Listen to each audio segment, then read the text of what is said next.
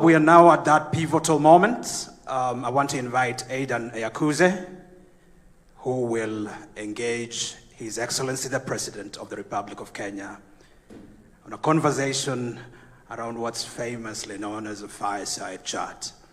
While the stage is being set, Your Excellency, I want to acknowledge the representative of the National Assembly in the person of Honorable Beatrice Elachi. I also, Your Excellency, want to humbly recognize the representative of our judiciary in the person of Justice Sergon. Thank you very much. I thank you. It's my pleasure now to invite Aidan Eyakuze. Aidan is a board member of the Open Government Partnership International Board, and he's also a very distinguished actor within civil society. Welcome, Aidan. Thank you. Thank you. Thank you. I think I'm mic'd up. Mr. President, would you like to come on the stage with me? It's good to meet you. I bring greetings from Tanzania. Thank you very much. Welcome to Kenya. Thank you. Please. Wow. Good morning. This is a real honor. I started my professional career in this country, so it's great to be back. We've heard some fantastic presentations about the National Action Plan number 5, 9 great commitments. What they didn't tell you, my friends Caroline and Mushiri, is this is really hard work. And Dr. Korea knows how hard this work is to transform the relationship between governments and citizens. So my first question to you is to understand personally your vision for open government in Kenya.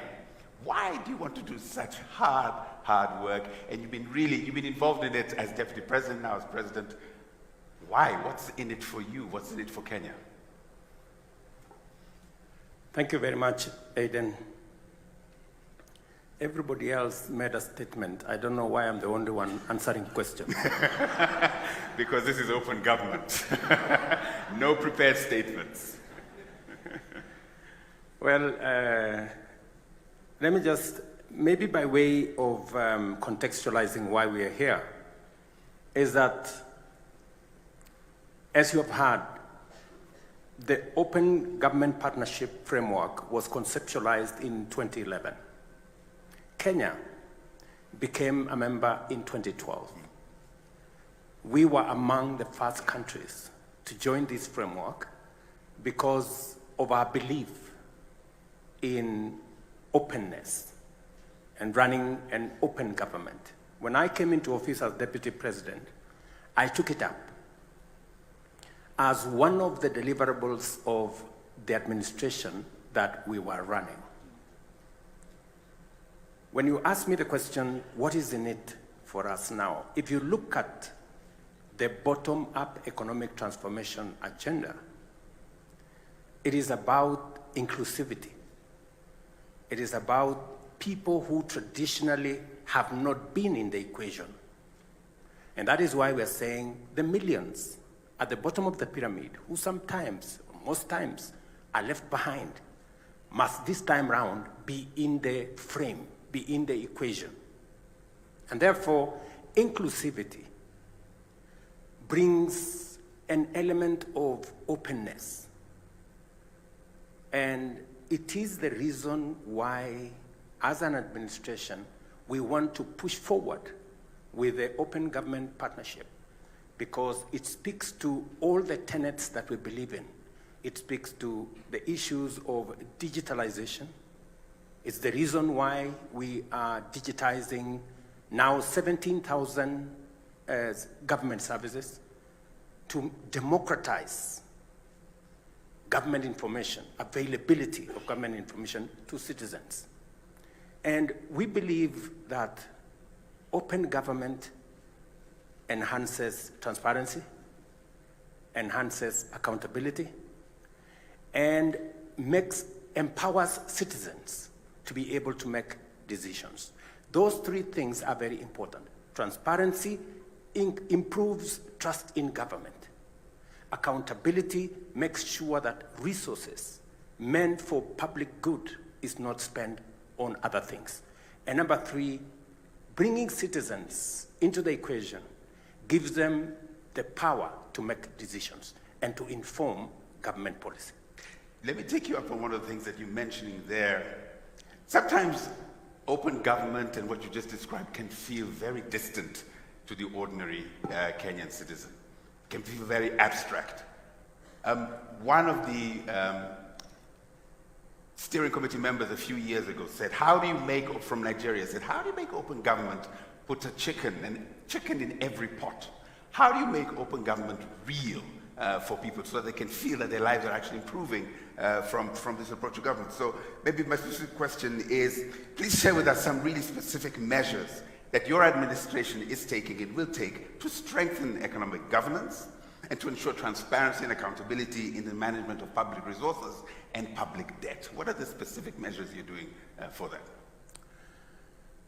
I have made a commitment, and you've heard the Speaker of Senate say, we did agree that public participation is not a sterile provision of the Constitution. It must amount to something. And it is the reason why we've been grappling as a nation, how do we actualize public participation? We are now working on legislation, as you've heard. In a couple of months, we should now have a framework that contextualizes, creates a framework for citizens to meaningfully participate in enacting policy, enacting legislation, and every act of government that requires the public to participate in. That is number one. Number two, we have now work at the Attorney General's office, and I want to ask the civil society who are present here to work with the Attorney General as we improve three pieces of legislation. Number one, improve legislation on Evidence Act so that we can deal with matters corruption in the shortest time possible.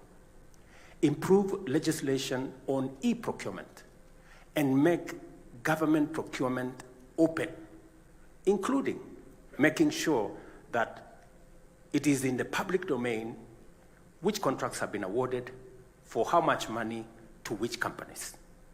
And so that the public can judge for themselves whether they are getting value for money or they are being taken for a ride. I have made that commitment. The work is in the Attorney General's office. I welcome Zalendo. I welcome all the other civil society groups to participate in bringing this legislation to the fore. And I'm very happy with this framework because the civil society that is present here would have chosen to come here with vuvuzela and placards. But they have chosen... Sometimes they might still have to do that. But they've come here to say, okay, what are the challenges that we have? How do we meaningfully contribute, institutionalize the solutions rather than ponder on the problems, on the challenges? How do we institutionalize solutions? How do we bring legislation? How do we create institutions? How do we put a policy framework in place?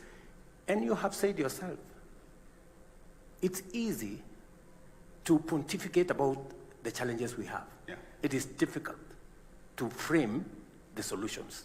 I am very happy